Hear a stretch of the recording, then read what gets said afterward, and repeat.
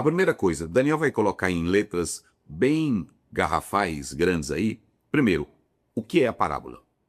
Se você analisar, paraboler é a palavra que vem do grego. Nós temos aqui a definição em 3 línguas bíblicas. Nós temos a definição no grego, no hebraico, no latim. Estou começando pelo grego, paraboler. Paraboler, se você pegar a palavra para, que é composto, está aí ó, na tela. Para quer dizer ao lado.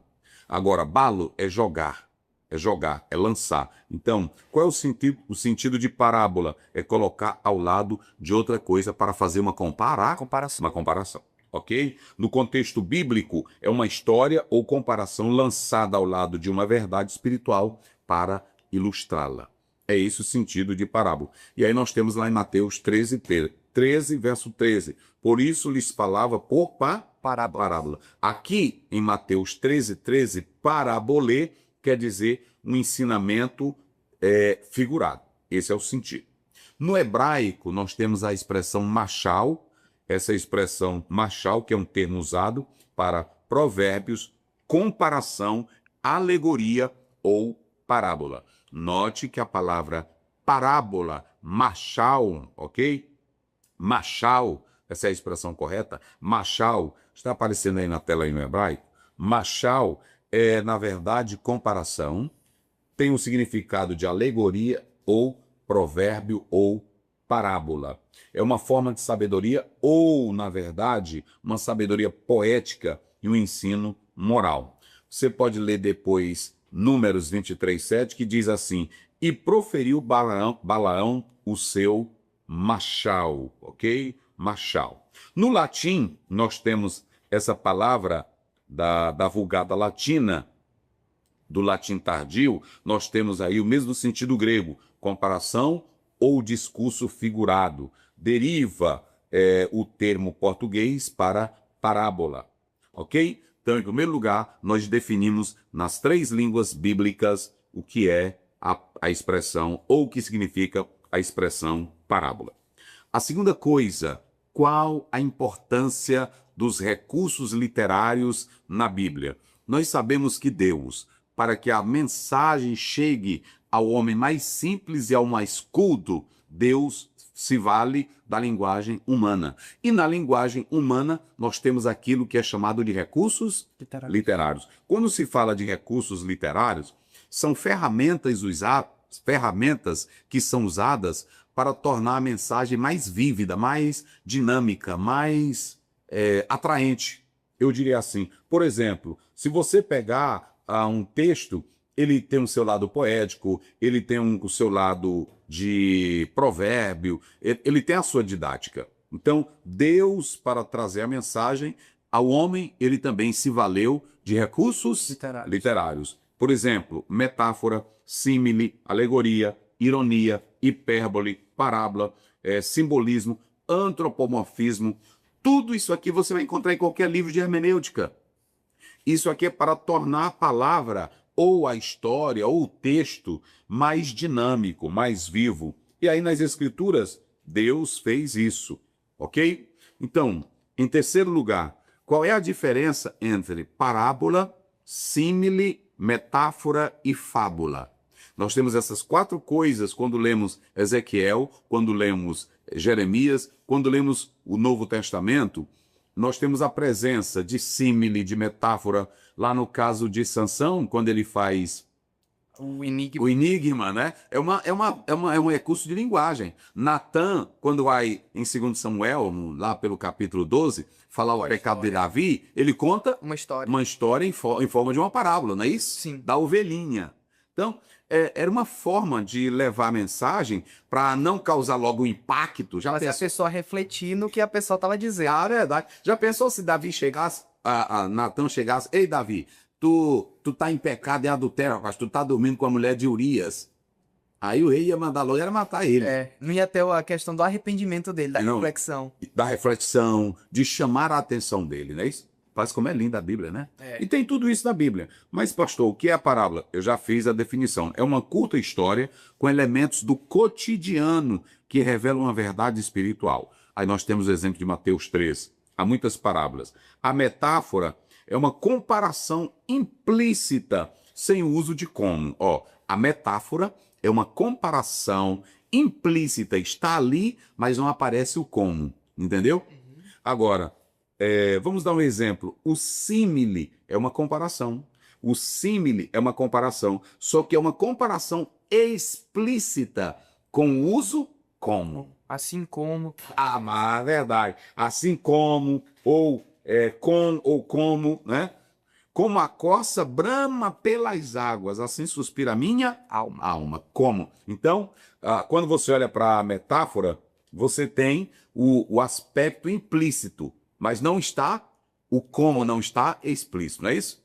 Já na símile, você tem o aspecto que está como? O com. O como está explícito. Vou dar um exemplo na metáfora, sem uso de como. João 15 primeiro.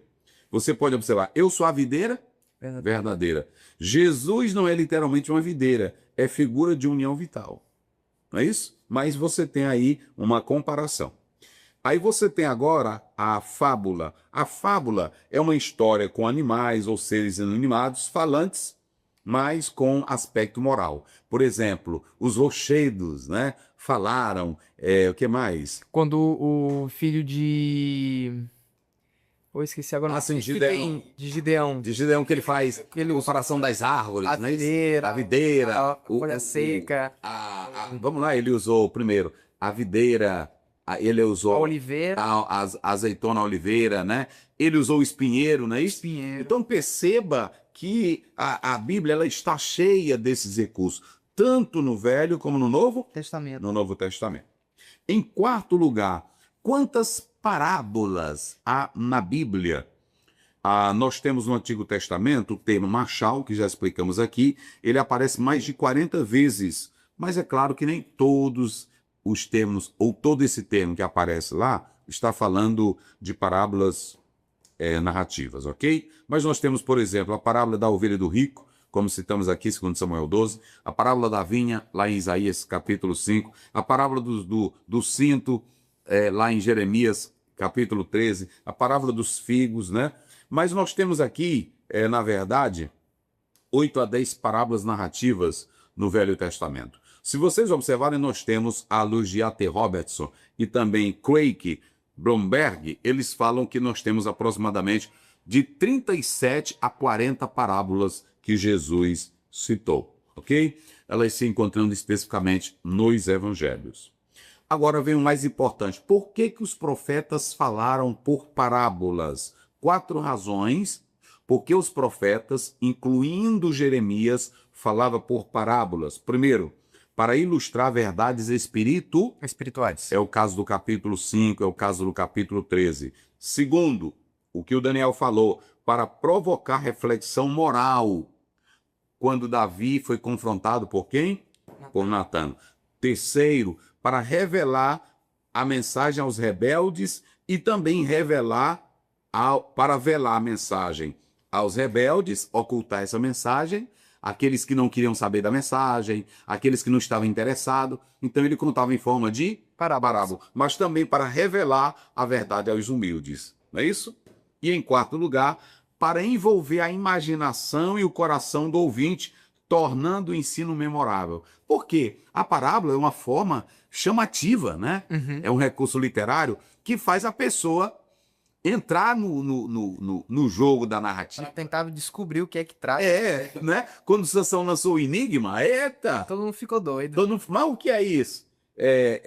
Do forte tirou doçura e etc. Que negócio é esse? Não é assim? Sim. Então, o recurso literário ele é muito forte. Vocês podem observar que quando alguém prega mensagens de histórias ou narrativas, como por exemplo José, Davi, matando Golias, que mais? Narrativas que envolvem história. As pessoas são mais tendenciosas, Ficam mais presas na pega. A história de José, a gente chora, né? Assim? Por quê? Nós temos ali uma narrativa que é vívida, que é forte. E a parábola ela tem esse chamativo. Ela leva a pessoa a imaginar. Conjecturar. Eu posso conjecturar. Quando o filho de Gideão, parece que é Jotão, né? Ele estava contando a parábola, no capítulo 9.